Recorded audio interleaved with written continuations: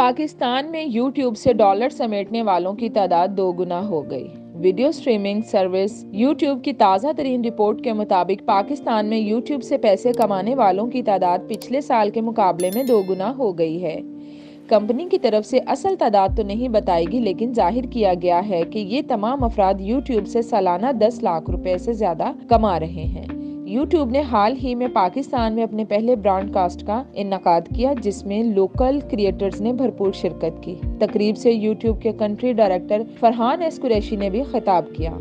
उन्होंने कहा कि जून 2021 को खत्म होने वाले साल के दौरान पाकिस्तान में सालाना 10 लाख रुपए आमदन कमाने वाले यूट्यूबर्स की तादाद में 110% इजाफा हुआ। यूट्यूब इस्तेमाल करने वाले 76% पाकिस्तानियों का कहना था कि वो नई चीजें और आइडियाज सीखने के लिए यूट्यूब का इस्तेमाल करते हैं। तहकीक के मुताबिक पाकिस्तान की ऑनलाइन आ चुकी 48% देही आबादी में से 78% यूट्यूब का इस्तेमाल करते हैं।